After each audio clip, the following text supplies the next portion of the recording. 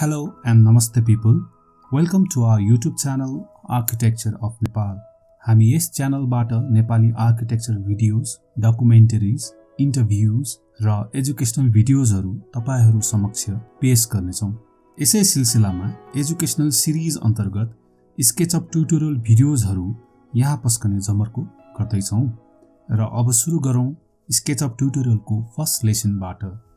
हामीले जब स्केचअपलाई इन्स्टल गरिसकेपछि डेस्कटपमा स्केचअप 2020 यसरी इन्स्टल भएको भनेर आइकन आउँछ। यदि तपाईहरुले स्केचअप 2019 अथवा अहिलेको लेटेस्ट 2021 हाल्नु भएको छ भने यसरी हामीसँग स्केचअपको आइकन आउँछ र स्केचअप खोल्नको लागि तपाईहरुले यसलाई डबल क्लिक गर्नुपर्ने हुन्छ। यो आइकनमा डबल क्लिक गरिसकेपछि हामीलाई यसरी एउटा टेम्प्लेट डायलग बक्स आइपुग्छ र यसबाट हामीले फाइल्स अन्तर्गत हामीले यसमा नयाँ मोडलहरु क्रिएट गर्न सक्छौं र यो मोडलहरु क्रिएट गर्ने बेला हामीले एउटा टेम्प्लेट्सहरु आफ्नो डिजाइन युनिट अनुसार युजुअली हामी नेपालमा फिट एन्ड इन्चेसमै हाम्रो प्राय कन्स्ट्रक्सन डिजाइनहरु भइराको भएर हामीले प्राय जसो इन्चेसमै काम गर्ने हुन्छौं अथवा इन्जिनियरिङ मिलिमिटरमा काम गरिराख्नु भएको कुनै ड्राइङ फाइल छ भने तपाईहरुले 3D मोडलमा ल्याउँदाखेरि यो आर्किटेक्चर मिलिमिटर्स अथवा सिम्पल मिटर्स यस मध्येबाट चुज गरेर तपाईहरु यसमा अगाडि बढ्न सक्नुहुन्छ। र यदि तपाईहरु पुरानै युजर हुनुहुन्छ अथवा पुरानो युज गरेको फाइलहरु हामीले ओपन फाइल भनेर आएको छ यो अथवा रिसेन्ट फाइल भनेर हेरौं।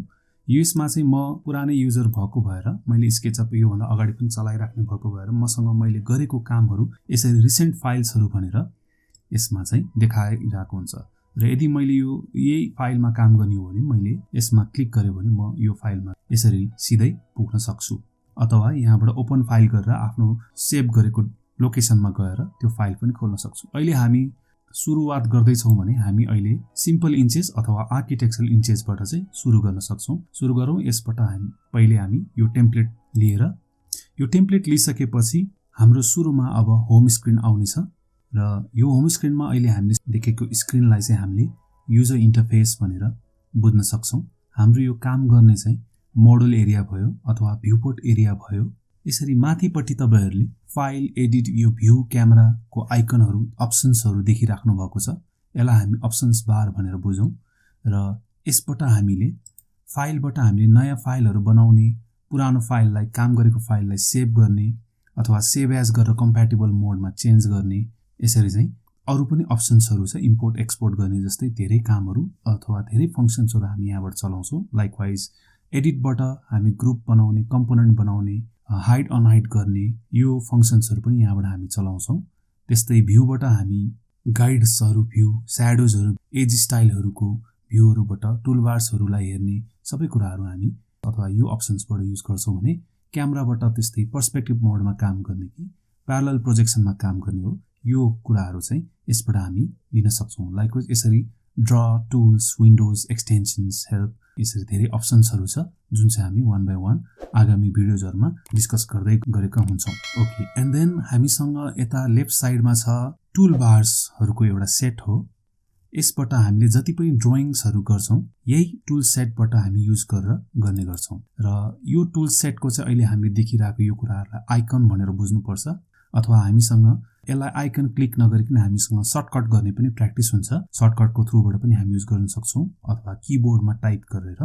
यदि तपाईहरुको स्क्रिनमा यो लास्ट टुल सेट देखिरहेको छैन भने हामीले यो अप्सन्स भ्यू अप्सन्समा गएर टुल बार्समा सेलेक्ट गरेर लास्ट टुल सेटमा मेरो अहिले चेक भएको भएर मेरो देखिरहेको थियो।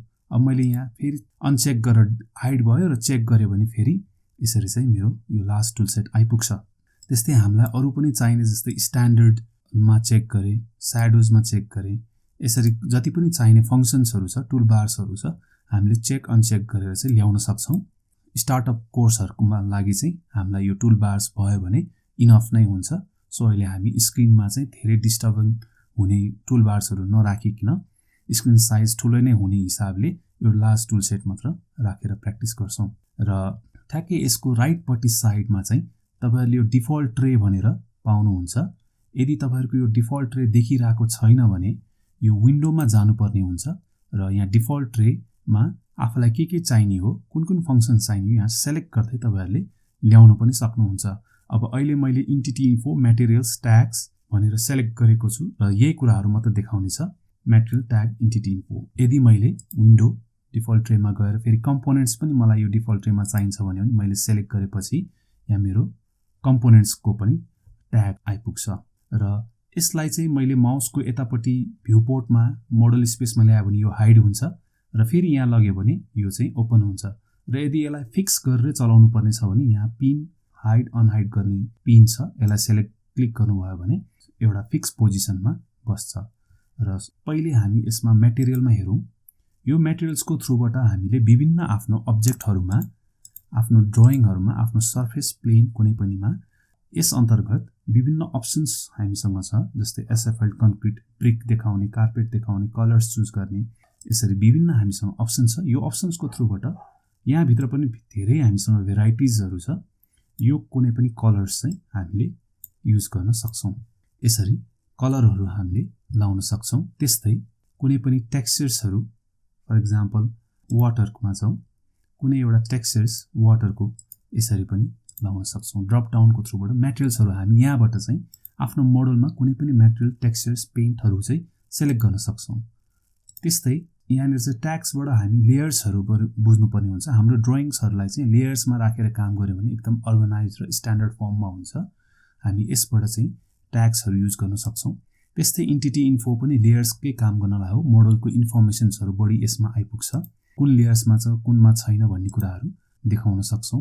यसबाट अरु एक्स्ट्रा इन्फर्मेसन्सहरु पनि पाइन्छ। सिमिलरली हामीसँग चाहिँ कम्पोनेन्ट पनि यहाँ हामीले पाउँछौं। यो कम्पोनेन्ट हामीले यही आफैले पनि बनाउन मिल्छ। फर एक्जाम्पल यो जुन ह्युमन देखिरहेका छौं, लेडी फिगर, यो पनि एउटा कम्पोनेन्ट हो। त्यस्तै हामीले बाहिर गुगल 3D वेयरहाउसबाट पनि कम्पोनेन्टहरु डाउनलोड गर्न सक्छौं। अहिले चाहिँ हामी यति मात्र बुझौं कि डिफल्ट ट्रेबाट कम्पोनेन्ट्सहरु चाहिँ हामीले डाउनलोड गर्न अथवा युज गर्न सक्छौं। र अब स्क्रिनको लेफ्ट पट्टिको कर्नरमा हेर्नुभयो भने यहाँ जियो लोकेशन्स भनेर छ, क्रेडिट्सहरु छ र यहाँनिर चाहिँ प्रम्प्ट बार हो। यतापट्टिबाट हामी राइट क्लिक गर्यौं भने यहाँ प्रम्प्ट, यो प्रम्प्टले चाहिँ हामीलाई कमान्ड सिकाउनलाई चाहिँ हेल्प गर्छ, प्रोसेसहरु दिन्छ। र जियो लोकेसनमा क्लिक गर्यो भने हामीले चाहिँ आफ्नो लोकेशन्सहरु एड गर्न सक्छौं। आफ्नो मोडल कहाँनिर बनाउने हो त्यो ठाउँमा एड लोकेसन भनेर क्लिक गरेर हामीसँग यहाँ गुगल 3D यो यसरी आइपुग्छ। तर अहिले हामी चाहिँ गुगल स्केचअपमा लगइन नगरेको भएर हामी अहिले यहाँ पुगेनौं। तर हामी साइन इन गरेपछि हामीले यहाँ लोकेसन चाहिँ चुज गर्न सक्छौं। अथवा हामी म्यानुअली पनि यो सेट लोकेसन गरेर हामीले गुगलको थ्रुबाट ल्याटिट्युड, लंगिट्युड आफ्नो ठाउँको पत्ता लगाएर, गुगल अर्थको थ्रुबाट पत्ता लगाएर यहाँ लेखेर पनि हामीले म्यानुअली त्यो लोकेसन चाहिँ हाल्न सक्छौं। यो गरिसकेपछि चाहिँ हाम्रो जुन प्रोडक्टमा, डिजाइनमा स्याडो कास्टहरु हुन्छ, त्यो स्याडो कास्ट चाहिँ आफ्नै त्यही ल्याटिट्युड, लंगिट्युडले, त्यो सन एंगलले दिने खालको स्याडो कास्टहरु चाहिँ हामीले युज गर्न सक्छौं। त्यसै गरेर अब यो क्रेडिट्समा चाहिँ आफ्नो मोडलहरु डिजाइन गरिसकेपछि यहाँ चाहिँ हामीले आफ्नो अथरको नामहरु क्लेम गर्न सक्छौं। आफ्नो डिजाइन, आफ्नो प्रोडक्ट चाहिँ क्लेम गरेर पनि राख्न सक्छौं।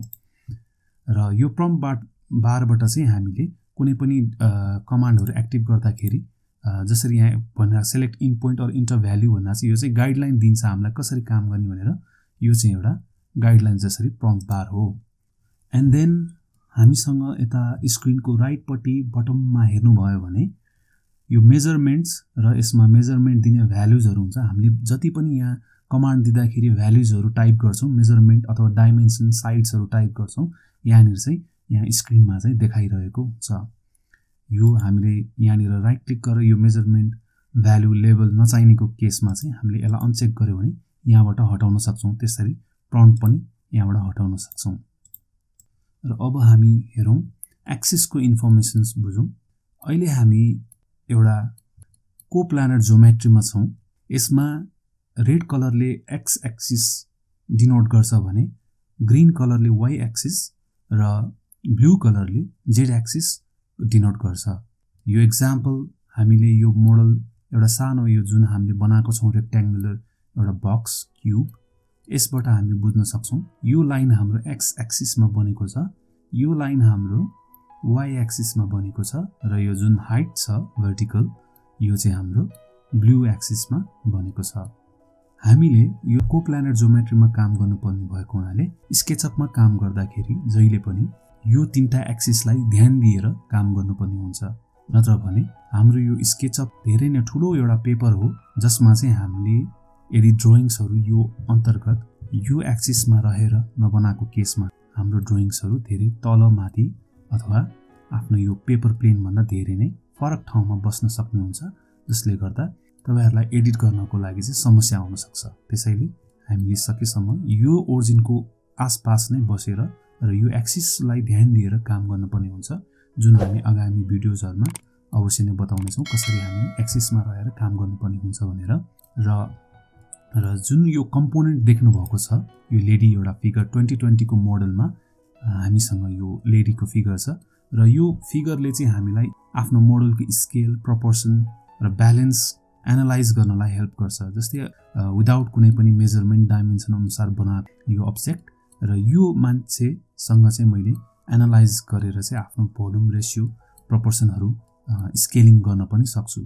त्यसैले यो फिगरहरु हामीसँग चाहिँ जहिले पनि कुनै पनि भर्जनहरु स्केचअपमा चाहिँ हामी यस्तो फिगरहरु देख्ने गर्छौं र यो फिगरहरु जहिले पनि ओरिजिनको नजिकै रहेर बसेको हुन्छन्। अब युजर इन्टरफेसको बारेमा कुरा गरिसकेपछि अब हामीसँग चाहिँ माउसको डिटेलको बारेमा बुझौं।